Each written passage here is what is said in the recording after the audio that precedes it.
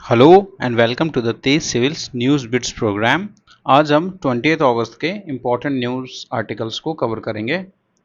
तो ये news bits का इंडेक्स है। Here you can see we have cover multiple news sources. तो फर्स्ट आर्टिकल हमारा पत्रिका से है which is regarding GST reform. It is relevant under GS one section. Second article gig economy पे है which is also relevant under GS one economy and management and it is from the Hindu. Third article is regarding a 8-step approach for the MSME revival. It is a very good article from the Economics Times. The fourth article is regarding preventive healthcare system, which is relevant under our health policy in the GS1 economy section. It is taken from Daily Pioneer. Fifth article आप देखेंगे कि M S Swaminathan sir के regarding है। M S Swaminathan sir की ये birth centenary है, तो इनका पूछा जाना काफ़ी प्रोबेबल है अगले मेंस में। It is taken from the Hindu. Next article solar energy पे राजस्थान के चार्म्स एंड चैलेंजेस को लेके है, ये पत्रिका से हमने लिया है। The seventh article is regarding path to self reliance in the semiconductor. It is taken from Daily Pioneer. Eighth article election commission of India versus West Bengal government के बीच में जो टसल चल रही है उसके रिगार्डिंग है। It's taken from Indian express. The ninth article is regarding the elephant and dragon they can dance together. It is regarding the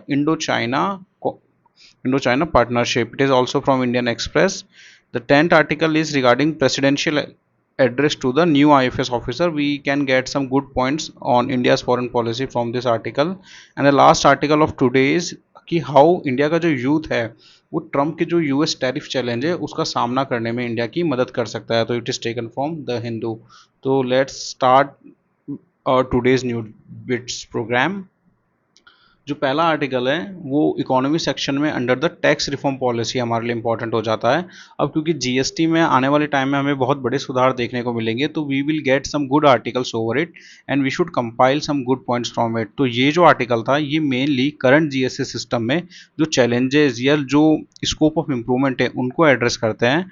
पहला जो इसमें पॉइंट है कि जीएसटी जो है वो इंटीग्रेटेड नेशनल टैक्स पॉलिसी है, बट इसके आने से स्टेट के आपने देखा होगा कि काफ़ी जो टैक्स थे वो इसमें सबमर्ज कर दिए गए। तो अब स्टेट की जो फाइनेंशियल फ्रीडम है, जो फिजिकल फेडरलिज्म में उनकी से है, वो काफ़ी कम हो गई है। तो ये स्टेट की जो फाइनेंशियल फ्रीडम है उसको कॉम्प्रोमाइज़ ना हो ऐसा हमें एक सिस्टम अडॉप्ट करना पड़ेगा आने वाले टाइम में, क्योंकि आने वाले टाइम में जो currently centre GST compensation share says state को प्रोवाइड करता था अब वो नहीं मिलेगा। तो हमें ये देखना होगा कि कैसे स्टेट को हम कंपनसेट कर सकें ताकि उन पर भी आर्थिक बोझ ना आए। साथ ही सेकेंडली आप देखेंगे कि जीएसटी की सबसे बड़ी खामी यह है कि ये एक ऐसा इनडायरेक्ट टैक्सेस है जो कि सभी पे समान रूप से लागू होता है। अब गरीब और अमीर पे भी ये समान रूप से लागू होता है, जिससे कि आप देखेंगे कि गरीबों पर इसका जो आर्थिक बोझ है वो और ज़्यादा अधिक हो जाता है। थर्डली इसमें जो टैक्सेशन स्लैब्स हैं, अब दुनिया भर में ऐसा है जनरल प्रैक्टिस है कि जो भोजन है, दवाएं हैं, जो नेचुरल या जो बेसिक नेसेसिटीज़ हैं उस पर टैक्सेशन कम रखा जाता है या फिर उनको कर मुक्त रखा जाता है। परंतु जीएसटी में आप देखेंगे कि करंट सिस्टम में ऐसी प्रैक्टिस नहीं है। इवन हेल्थ जैसी सर्विसेज पे 18% जीएसटी का प्रोविज़न है। तो ये जो है ये काफ़ी उच्च, जो बेसिक नेसेसिटीज़ पे जो उच्च दर है ये भी जीएसटी का एक बेसिक इशू है। साथ ही काफ़ी ऐसे इंपॉर्टेंट प्रोडक्ट्स हैं लाइक कि petroleum products, electricity, alcohol, real estate, ये सब जो है वो जीएसटी से भी बाहर हैं। तो इसके कारण कंप्लायंस इशू आते हैं, कन्फ्यूजन्स आता है टैक्स सिस्टम में। तो ये कुछ इशू है जहाँ पे हमें जीएसटी रिफॉर्म को पुश करना पड़ेगा। और साथ ही सर ने एक अच्छी कमेटी का मेंशन इसमें किया था कि जो केलकर टास्क फोर्स बनाई गई थी उनके द्वारा 12% जीएसटी स्लैब की रिकमेंडेशन दी गई थी। तो आप अपने मेंस में इस कमेटी को कोट कर सकते हैं कि एज पर the Kelkar committee there should be a 12% slab rate for the GST. तो ये काफ़ी अच्छा आर्टिकल था।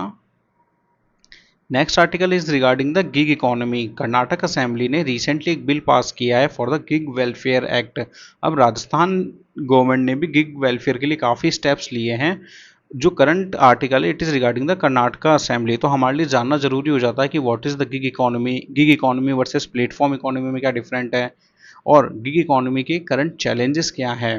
साथ ही स्टेट और सेंटर द्वारा क्या प्रोविजंस इनके वेलफेयर के लिए बनाए गए हैं, क्या राजस्थान ने कोई फंड बनाया है, क्या राजस्थान का भी सिमिलर कोई एक्ट है, तो मेंस के लिए हमारे लिए इंपॉर्टेंट हो जाता है। साथ ही एक नीति आयोग का काफ़ी अच्छा इसमें इंट्रोडक्शन था, इसको आप अपने आंसर्स में एज अ इंट्रोडक्शन यूज़ कर सकते हैं कि एज पर the Niti Aayog report there would be 23.5 million gig worker in India by 2029 and 30।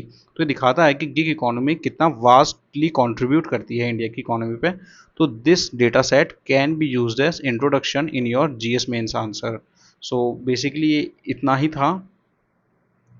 Third article जो कि इकोनॉमिक्स टाइम से है, इट इज़ रिगार्डिंग कि एक 8 स्टेप पाथ ऑथर टी के अरुण जी सजेस्ट करते हैं कि कैसे हम जो टैरिफ वॉर है इसको रिवार्ड्स करते हुए अपने एमएसएमई को बूस्ट कर सकते हैं।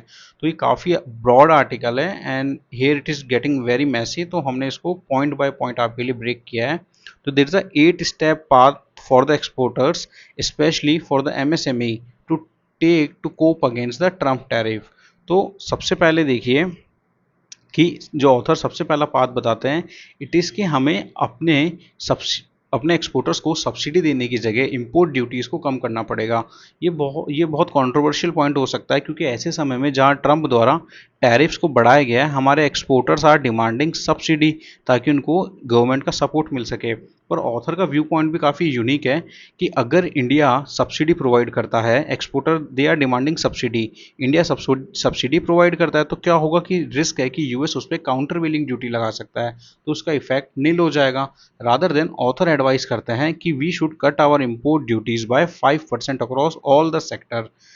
तो इससे क्या होगा, इंपोर्ट ड्यूटी अगर हम कम कर देंगे तो हमारा जो इंपोर्ट है वो सस्ता हो जाएगा, इससे एक्सपोर्टर को बेहतर रॉ मटेरियल मिल सकेगा। और टैरिफ कट करने के बाद जैसे अगर मान लीजिए हम सब्सिडी देते हैं तो यूएस काउंटर बिलिंग ड्यूटी लगा सकता है, बट अगर हम अपनी इंपोर्ट ड्यूटीज़ को ही कम कर देते हैं तो यूएस इस काउंटर बिलिंग ड्यूटी को जस्टिफाई नहीं कर पाएगा। उससे होगा क्या कि इंडिया की जो ग्लोबल कॉम्पिटिटिवनेस है वो बढ़ेगी। तो ऑथर का भी काफ़ी अच्छा व्यू पॉइंट है कि हमें एक्सपोर्टर्स को डायरेक्ट सपोर्ट करने की जगह इनडायरेक्टली सपोर्ट करना चाहिए। बट इसमें एक सबसे अच्छा पॉइंट यह है या कंसर्न का इशू यह है कि हमें चाइना से आने वाले एंटी डंपिंग ड्यूटीज़ को कंटिन्यू रखना पड़ेगा क्योंकि चाइना से हैवी इन्फ्लक्स होता है इंडिया में चीप इंपोर्ट्स का। तो पहला जो हमारा पिलर है एमएसएमई को बूस्ट करने का, इट इज़ कि आप इंपोर्ट ड्यूटी को कट डाउन कीजिए। सेकंड सर कहते हैं कि unleash the corporate debt market. अब बैंकिंग सिस्टम के साथ आपने देखा होगा कि बैंक के पास क्रेडिट है, रुपया है, बट बैंक के पास ये नॉलेज है, मैन पावर नहीं है टू आइडेंटिफाई कि हु इज सब प्राइम बोरोवर। क्रेडिट हिस्ट्री है बट स्टिल बैंक को वास्ट स्केल पर आइडेंटिफाई करना कि किस एमएसएमई को लोन देना चाहिए, ये बैंक के लिए बहुत मुश्किल हो जाता है। तो सर ने काफ़ी अच्छा मैकेनिज्म सजेस्ट किया कि वाई कांट बैंक जो है वो इन्वेस्ट करे एनबीएफसी के बॉन्ड्स में, और एनबीएफसी इन बॉन्ड्स के थ्रू क्रेडिट एक्सेस देवे एमएसएमई को। तो इससे एक स्टेबल और एक फेयर फाइनेंशियल सिस्टम हम क्रिएट कर पाएंगे which is driven by bank, NBFC and the MSME. तो हम अपने कॉर्पोरेट डेट मार्केट को लिवार्ज करना पड़ेगा ताकि हम अपने एमएसएमई को फंड दे सके। थर्ड जो सर सजेस्ट करते हैं, इट इज़ की ट्रेड्स क्या होता है कि ट्रेड रिसीवेबल डिस्काउंटिंग सिस्टम। अब एमएसएमई ये जो फर्म्स होती है कई बार उनके पास कैश फ्लो उतना नहीं होता है but they have the order receipt. तो सर कहते हैं कि गवर्नमेंट को भी ये ऑर्डर रिसिप्ट को एज फार एज लिक्विडेट करना चाहिए और एक्सेप्ट करना चाहिए ताकि जो फर्म्स हैं या एमएसएमई उनका करंट कैश फ्लो की समस्या से उन्हें दूर कर सके। साथ ही गवर्नमेंट को अलाउ करना चाहिए कि जो ट्वाइस द टाइम ऑफ जितना उनके पास आउटस्टैंडिंग पेमेंट है उसका ट्वाइस उनको बोरोइंग लिमिट गवर्नमेंट को बढ़ा देनी चाहिए। फोर्थ पिलर सर सजेस्ट करते हैं कि हमको टेक्नोलॉजी में इन्वेस्ट करना पड़ेगा। फॉर एग्जांपल टेक्सटाइल के रिगार्डिंग अगर आप बात करें तो टेक्नोलॉजिकल अपग्रेडेशन फंड स्कीम जो टेक्सटाइल में आई थी, इट वाज वेरी इफेक्टिव। अब टेक्सटाइल की रिगार्डिंग अगर हम बात करें तो आप एक डेटा देखिए कि इंडिया का जो टेक्सटाइल होल्ड है it is only 4.4%, whereas China का जो है वो 36% है। तो इट शोज़ कि how far we are from China. The fifth point regarding this is a repel magnet. ये बहुत ही अच्छा पॉइंट सर ने सजेस्ट किया कि अब हमें पता है कि हमारे पास रेयर अर्थ मिनरल्स या जो रेयर अर्थ मैग्नेट है उनका सॉल्यूशन अभी नहीं है। बट हम क्या कर सकते हैं, हम काउंटर टेक्नोलॉजी पे काम कर सकते हैं कि जो परमानेंट मैग्नेट है अगर उन पर डिपेंडेंसी को कम करना है तो हमें मैग्नेटिक रिलेक्टेंस मोटर डेवलप करनी पड़ेगी, compete with the electronics add on to regulate their speed. तो ये बहुत ही अच्छा यूनिक पर्सपेक्टिव है कि कैसे हम रेयर अर्थ मैग्नेट की डिपेंडेंसी को रिवर्स टेक्नोलॉजी से कॉम्पीट कर सकते हैं। साथ ही six point is regarding the making rare more common, कि इंडिया को रेयर अर्थ मिनरल के एक्सप्लोरेशन और उनकी जो रिफाइनिंग प्रोसेस है उस पर काम करना पड़ेगा। Seven point is regarding traders keeper. अब ये काफ़ी यूनिक पॉइंट है कि इंडिया के जो बिजनेसमैन हैं they are basically traders rather than industrialist. So why can't India create a supply chain of its own business, कि जैसे जापान के केस में शोगो शोशा अगर आप देखेंगे तो उनका खुद का सप्लाई चेन है, where they have buyers, developing market, conducting international financial transaction, taxation, logistic. तो इंडिया के भी जो सप्लायर्स हैं या इंडिया के भी जो बिग नेम्स है लाइक टाटा या गोदरेज, उन्हें अफ्रीकन और सब अफ्रीकन कंट्रीज में ऐसे मार्केट एक्सेस को एमएसएमई को प्रोवाइड करना पड़ेगा। And lastly which is non negotiable is the R&D। अगर आप करंटली देखें तो इंडिया हेल्थ एंड एजुकेशन पे लेस देन 2% कॉन्ट्रीब्यूट करता है। सिमिलर केस हमारा R&D के रिगार्डिंग है कि R&D पे हम बहुत कम इन्वेस्टमेंट करते हैं। तो सर सजेस्ट करते हैं कि government should Levi and R&D says on companies that do not spend at least 5% of turnover on the research and development। तो ये एक सर द्वारा एक 8 ब्रांच बात आपको दिया गया है जिससे कि आप करंट टैरिफ में कैसे एमएसएमई और अपने एक्सपोर्ट्स को बूस्ट कर सकते हैं। तो मेंस या इंटरव्यू में आप इन पॉइंट्स को काफ़ी अच्छे से यूज़ कर सकते हैं। Next article is also from GS1 which is regarding the health policy. अब मैम ने प्रिवेंटिव हेल्थ केयर में क्या चैलेंजेस हैं और उसके अडॉप्शन में क्या इश्यूज हैं इसको काफ़ी कंपेरेटिवली डिस्कस किया था। तो ये आर्टिकल हमारे लिए काफ़ी इंपॉर्टेंट है। अब सबसे पहले समझिए कि हमारा जो हेल्थ केयर सिस्टम है इट इज़ मेनली क्यूरेटिव। अब क्यूरेटिव क्यों है? क्योंकि हम जो है वो मेनली कम्युनिकेबल डिजीज़ की तरह ही अपने non communicable disease health care system को देखते हैं, वेयर आवर मेन फोकस होता है कि हम बीमारी का इलाज कर सके rather than identifying it at the earlier stage. अब सबसे ज़्यादा कंसर्न तो क्या है कि इंडिया अपनी जीडीपी का केवल 2% हेल्थ पे इन्वेस्ट करता है, उसमें भी मेजरली हम क्यूरेटिव डिजीज़ पे करते हैं। अब करंट टाइम में आप देखेंगे कि जो नॉन कम्युनिकेबल डिजीज़ है उनका बर्डन बहुत ज़्यादा बढ़ रहा है और 63% डेथ जो है वो इंडिया में नॉन कम्युनिकेबल डिजीज़ की वजह से हो रही है। और नॉन कम्युनिकेबल डिजीज़ में आपका प्रिवेंटिव हेल्थ केयर लाइक कि अगर आपका स्ट्रोक्स का इशू है, हार्ट अटैक्स का इशू है, तो इसमें क्यूरेटिव से ज़्यादा रोल बढ़ जाता है आपके प्रिवेंटिव हेल्थ केयर का। ICMR की एक कंपेरेटिव स्टडी मैम देती है कि हाउ दिस कॉस्ट कंपैरिजन से हम पता लगा सकते हैं कि अगर हम प्रिवेंटिव हेल्थ केयर में इन्वेस्ट करें तो that will be not only cheaper for the user but as well as the government. For example India आज diabetic capital of the world है, 10 करोड़ से भी ज़्यादा हमारे पास डायबिटिक पेशेंट है। अब अगर हम मान लें कि एवरेज कॉस्ट एक पेशेंट 10,000 रुपये इन्वेस्ट करता है पर ईयर, जिसमें हम एक्सक्लूड कर रहे हैं कि जो उसका वर्क आवर लॉस होगा, ना केवल उसका बल्कि जो भी पेरेंट या जो गार्जियन उनके साथ जाएगा उनके जो वर्क आवर लॉस है, प्रोडक्टिविटी लॉस है, उसको अगर हम एक्सक्लूड भी कर दें तो भी हमारा जो एनुअल एक्सपेंडिचर है डायबिटीज़ मैनेजमेंट पे दैट इज़ 1 ट्रिलियन रुपीज़। ये काफ़ी ह्यूज है। अगर यही हम प्रिवेंटिव हेल्थ केयर पर करें तो वर्ल्ड बैंक का डेटा है कि अगर हम प्रिवेंटिव हेल्थ केयर पे $1 इन्वेस्ट करेंगे तो that will give us a return of $7। तो ये आप वर्ल्ड बैंक वर्सेस ICMR की केस स्टडी से बहुत अच्छा केस अपने मेंस आंसर में या इंटरव्यू में रिप्रेजेंट कर सकते हैं। अब आगे मैम ने ये डिस्कस किया है कि अगर प्रिवेंटिव हेल्थ केयर इतना ही इफेक्टिव है तो क्यों इंडिया उसको अडॉप्ट नहीं कर पा रहा है।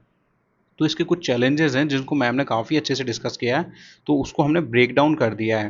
तो देखते हैं कि क्या ऐसे चैलेंजेस हैं कि why we are not promoting और अडॉप्ट नहीं कर पा रहे हम प्रिवेंटिव हेल्थ केयर को। तो इसमें दो इशू हैं। स्टेक होल्डर अप्रोच को हमने इसमें यूज़ किया है। आप अपने मेंस आंसर में स्टेक होल्डर अप्रोच से भी जा सकते हैं कि कैसे अलग अलग स्टेक होल्डर पे क्या इम्पैक्ट है। तो सबसे पहले हमने यूज़र पॉइंट ऑफ व्यू से देखा है। अगर आप बेसिक इकोनॉमी की बिहेवियरल इकोनॉमिक्स स्टडी करें तो उसमें आप एक प्रेजेंट बायस का कंसेप्ट पढ़ेंगे। प्रेजेंट बायस क्या होता है कि यूज़र को इमीडिएट रिवॉर्ड ज़्यादा अट्रैक्ट करता है, कि अगर उसे आज पैसा मिल रहा है या आज सेविंग हो रही है तो he will go for that. Similarly ये केस प्रिवेंटिव हेल्थ केयर के केस में है जहां यूज़र को या सिटीजन को ये दिखता है कि अगर वो आज टेस्ट या डायग्नोसिस पे इन्वेस्ट कर रहा है तो उसे उसकी जगह वो सेविंग्स या कहीं और इन्वेस्ट करे तो उसका बेटर रिटर्न वो देखता है। लेकिन अगर वो लॉन्ग टर्म में देखे तो वो अंडर वैल्यू करता है कि किसी डिजीज़ का अर्ली डिटेक्शन जो है वो फ्यूचर कॉस्ट को कैसे कम कर सकता है। तो ये जो प्रेजेंट बायस है यूज़र का ये जनरेट करता है लो डिमांड को। अब इंडस्ट्री और गवर्नमेंट की भी उतनी गलती नहीं है, क्योंकि जब डिमांड लो होती है तो इंडस्ट्री साइड से तो सप्लाई आपकी कम होगी ही होगी। अब इंडस्ट्री के लिए भी प्रिवेंटिव हेल्थ केयर जो है वो एक लो प्रॉफिटेबल बिजनेस है, क्योंकि इसमें एक लेस बिलेबल सिस्टम है कि लाइक अगर आपके टेस्ट हो रहे हैं या डायग्नोसिस हो रही है तो उसमें उतना प्रॉफिट नहीं है जितना कि आपके सर्जरीज या इस तरह की प्रोसेस में है।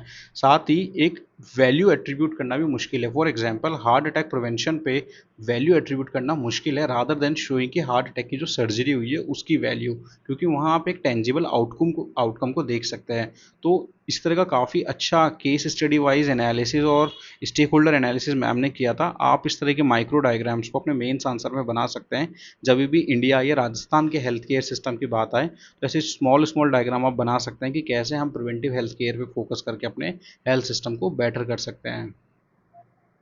So this article is regarding the GS2। अब राजस्थान, आपको पता होगा कि Rajasthan is investing and Rajasthan is a front runner in the solar energy. तो रिसेंटली ही राजस्थान जो है वो गुजरात और महाराष्ट्र को पछाड़ते हुए सौर और पवन ऊर्जा में काफ़ी आगे निकल चुका है। इसके साथ ही अगर आप निवेश की बात करें तो राजस्थान में 419 नई परियोजनाओं के जरिए कुल 2.69 लाख करोड़ रुपीस का निवेश हुआ है, जिसमें से 86% जो इन्वेस्टमेंट है वो सोलर और विंड एनर्जी में आया है। तो अब ये अच्छी बात है कि Rajasthan is getting investment in the renewable energy, but there are challenges also. ये पत्रिका की 16 अप्रैल 2025 की न्यूज़ क्लिप है। आप देख सकते हैं कि राजस्थान में सस्ती बिजली के लिए 19,931 मेगावाट के प्रोजेक्ट के लिए राजस्थान गवर्नमेंट ने 32,000 हेक्टेयर जमीन जो है वो आवंटित करी। बट इससे जो बिजली प्रोड्यूस होगी उसकी 1 यूनिट बिजली भी राजस्थान को नहीं मिलेगी। अब ये क्या इशू है? Actually there is a policy loop hole. जो राजस्थान की सोलर पॉलिसी या रिन्यूएबल एनर्जी पॉलिसी आप देखेंगे तो उसमें प्रोविज़न था कि राजस्थान में प्लांट में लगने वाली कंपनियों से या तो हम बिजली का 7% ले सकते हैं या फिर उनसे हम 50,000 रुपये प्रति हेक्टेयर का renewable energy development facilitation charge ले सकते हैं, which is equal to 200 crore. तो राजस्थान गवर्नमेंट 7% बिजली की जगह 200 करोड़ का फैसिलिटेशन चार्ज को अप्रूव करती है, जिसके कारण कि अभी उत्पन्न होने वाली 72% सस्ती बिजली दूसरे राज्यों में सप्लाई हो रही है। तो ये चैलेंजेस हैं कि though we are getting self reliant in the energy, but whether this self reliance in renewable energy is empowering Rajasthan और राजस्थानी इंडस्ट्रीज। तो ये राजस्थान के कॉन्टेक्स्ट में एक क्रिटिकल व्यू पॉइंट हो सकता है कि अगर कभी सोलर एनर्जी या गवर्नमेंट की पॉलिसी का क्रिटिकल एनालिसिस करने आए तो आप इस पॉइंट को रेज कर सकते हैं।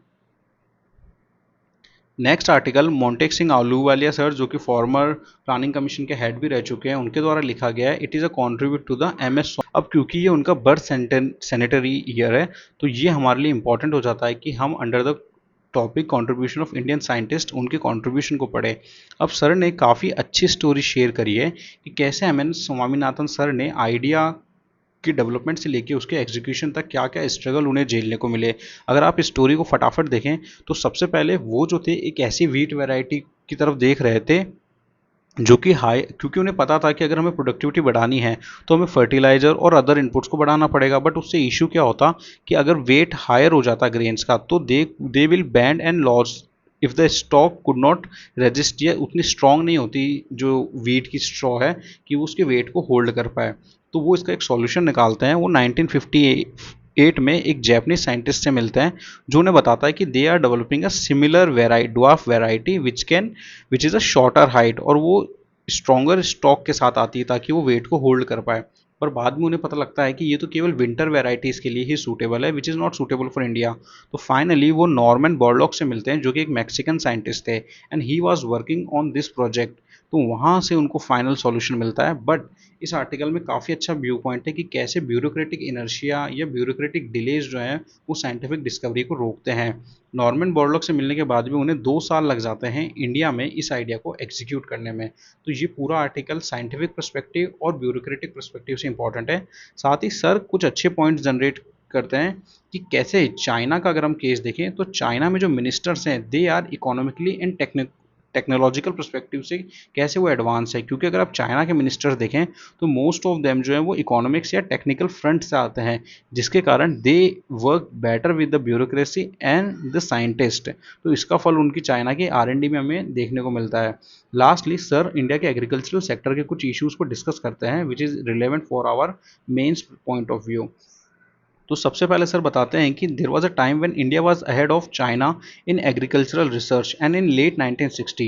बट अगर आप आज की करंट स्टेट देखेंगे तो चाइना के 8 इंस्टीट्यूशन है वर्ल्ड के टॉप 10 एग्री इंस्टीट्यूट में, वेयर एज इंडिया का एक भी इंस्टीट्यूशन टॉप 200 में भी नहीं है। तो ये शो करता है कि हमने अपने रिसर्च कैपेसिटी को कितना डाउनग्रेड किया है।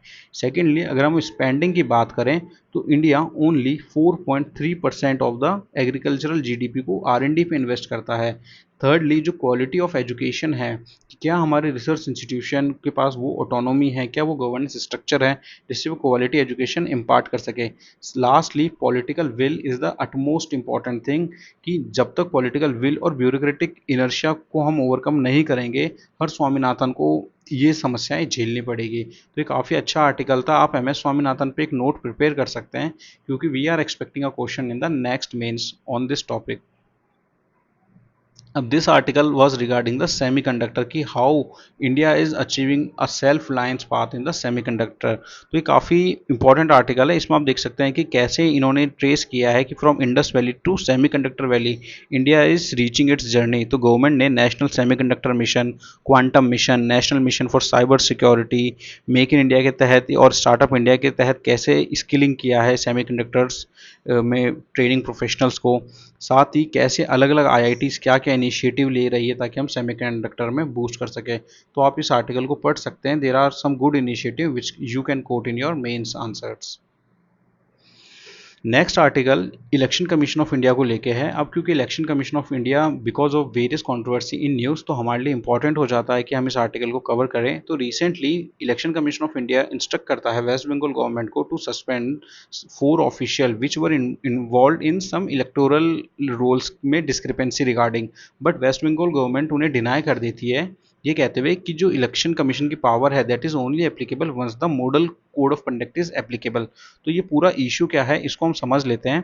तो सबसे पहले जब हमारा संविधान बन रहा था तो डॉक्टर BR अम्बेडकर ने पॉइंट दिया कि why can't election commission of India have a separate cadre. उनका ये व्यू पॉइंट था कि most of the time they will work और there will be a time जहां पर उनके पास कोई काम नहीं होगा, तो ये स्टेट एक्सचेकर पे काफ़ी बर्डन आएगा।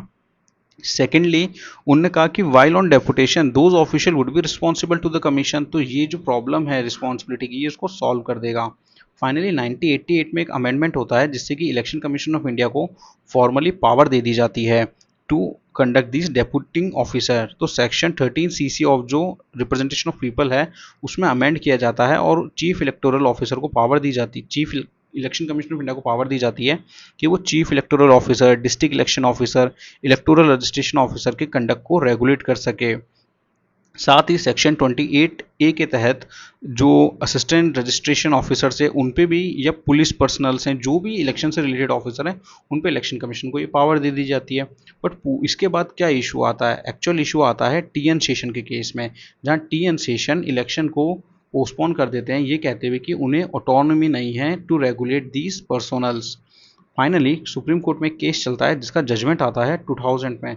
अब ये जजमेंट क्या कहता है कि फाइनल एक सेटलमेंट होता है कि election commission of India get the power to suspend officer for dereliction of duty, substitute them and return them to their cadre with a conduct report.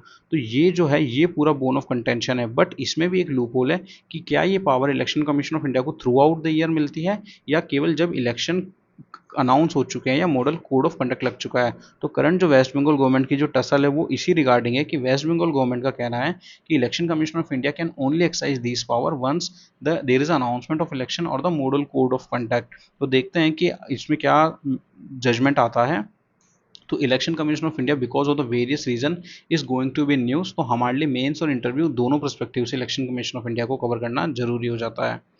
अब next article Indo China relationship को लेके है। तो finally we are seeing कि elephant and dragon is going to dance, और better I should say कि अगर elephant और ड्रैगन साथ आ जाते हैं तो they can make the world dance on their tune. तो फाइनली इंडिया एंड चाइना में देखेंगे कि रिलेशंस इंप्रूव हो रहे हैं और 3 न्यू मैकेनिज्म हमने डेवलप किए हैं on the border, D escalation, और जो भी हमारे ट्रेड सस्पेंड हुए थे उसको लेके, पीपल टू पीपल फ्लो को लेके। बट इंडिया के कुछ कंसर्न भी हैं जो इंडिया ने रेस किए हैं, and very diplomatically Indian prime minister कहते हैं कि a stable, a predictable and a constructive relations of Indo China are relevant not only for the India China बल्कि ग्लोबल पीस के लिए एंड प्रोस्पेरिटी के लिए भी। तो काफ़ी डेवलपमेंट्स हमें इंडो चाइना रिलेशन में अब देखने को मिलेंगे। एक इम्पॉर्टेंट इशू ये भी आता है कि रिसेंटली वांग यी जो कि चाइना के फॉरेन मिनिस्टर हैं, वो क्लेम करते हैं कि जयशंकर जी जो हमारे फॉरेन मिनिस्टर हैं, उन्होंने ताइवान को being a part of China accept किया है। तो ये क्या कंट्रोवर्सी है? तो there is a one China policy कि वर्ल्ड में चाइना बिलीव करता है कि there is only one China, जबकि ताइवान कहता है कि Taiwan is the real China.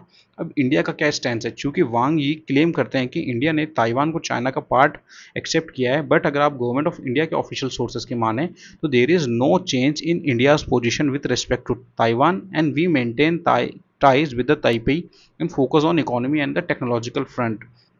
China का ये जो क्लेम है कि इंडिया ने एक्सेप्ट किया, ये काफ़ी कंट्रोवर्शियल है और इंडिया का अभी भी स्टैंड जो है वो क्लियर है कि इंडिया वन चाइना पॉलिसी को नहीं मानता है and India maintain the independent relation with the Taiwan as a separate country. तो देखते हैं कि वन चाइना पॉलिसी में आने वाले टाइम में क्या अपडेट्स हमें देखने को मिलते हैं कि क्या इंडिया वन चाइना पॉलिसी को स्वीकार करता है। क्योंकि 2010 में जब चाइनीज़ प्रीमियर वैन जियाबो की इंडिया विजिट हुई थी, तो चाइना का मानना था कि India should accept this one China, but उस समय भी इंडिया ने वन चाइना पॉलिसी को एक्सेप्ट नहीं किया था और ताइवान से हमारे सेपरेट इंडिपेंडेंट रिलेशन एस्टेब्लिश हैं। The next article is a very small article regarding Indian foreign policy. Recently Draupadi Murmu ji हमारी जो प्रेसिडेंट है, वो आईएफएस की जो एक बैच को संबोधित करते हुए कुछ अच्छे पॉइंट्स देती है जो हम अपने मेंस आंसर में यूज कर सकते हैं। तो मैम का कहना था कि even as we embrace the spirit of Vasudhaiva Kutumbakam, please do bear in mind कि राष्ट्र हित सर्वोपरि। तो इंडिया की फॉरेन पॉलिसी का कैसे इवोल्यूशन आ रहा है, आप देखेंगे कि there was a time where we use to focus completely on the Vasudhaiva Kutumbakam, but अब जो है पोस्ट कोविड हमने राष्ट्रहित सर्वोपरि प्लस वसुधैव कुटुंबकम के क्यूमुलेटिव इफेक्ट को स्वीकार किया है, जो हमें देखने को मिलता है हमारी strategic autonomy, enlightened self interest led foreign policy, साथ ही cultural diplomacy led foreign policy, जहां पे हमने योगा, मिलेट्स, वैक्सीन जैसी चीज़ों को भी अपनी फॉरेन पॉलिसी में जगह दी है। साथ ही मैम ने कुछ अच्छे ऑपरेशंस की भी इसमें डिस्कशन किया है कि कैसे इंडिया ने 2015 में यमन क्राइसिस में ऑपरेशन राहत चलाया, वर्तमान में इसराइल ईरान कॉन्फ्लिक्ट में ऑपरेशन सिंधु चलाया। एक लास्ट लाइन जो कि काफ़ी इंपैक्टफुल लाइन थी कि connections form through the heart and soul are always stronger. तो जब भी इंडिया चाइना के कंपैरिजन की बात आएगी, क्योंकि चाइना की चेकबुक के कंपैरिजन में हमारा साइज काफ़ी कम है, तो ये लाइन आप किसी भी क्वेश्चन में यूज़ कर सकते हैं जहाँ इंडिया वर्सेज चाइना के कंपैरिजन हो कि connections form through hearts are stronger. तो ये जो है इंडियन फॉरेन पॉलिसी के कैसे जो न्यू डिटर्मिनेंट्स डेवलप हो रहे हैं उसके रिगार्डिंग था। आप इसे स्मॉल इन्फोग्राफिक अपने आंसर्स में इंक्लूड कर सकते हैं।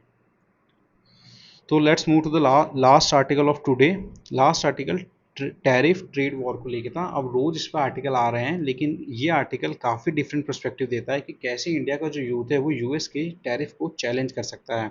तो इन द प्री कॉन्टेक्स्ट ये आर्टिकल सेट करता है कि जो टैरिफ वॉर थी उसकी शुरुआत में ये एस्टिमेट किया जा रहा था, ये अनुमान लगाया जा रहा था कि ये चाइना को सबसे ज़्यादा हिट करेगी। बट अगर आप करंट कॉन्टेक्स्ट में देखें तो India is the worst affected from this tariff. अगर आप इस सिंपल टैरिफ टेबल को देखें तो इंडिया पे जहां अप्रैल में केवल 26% टैरिफ थे, जो कि पूरी टेबल में लोएस्ट हैं, वो आज मैक्सिमम 50% है। और जब चाइना पे 145% टैरिफ से स्टार्ट किया गया था, दैट इज़ बिलो 30%। सिमिलरली जो इंडिया के कॉम्पिटिटर है वियतनाम, बांग्लादेश, थाईलैंड, इन पे टैरिफ 20 या 19% है, which is way below the India. तो ऐसा क्या हुआ कि चाइना का जो इन्फ्लुएंस है वो यूएस पे इतना बढ़ गया?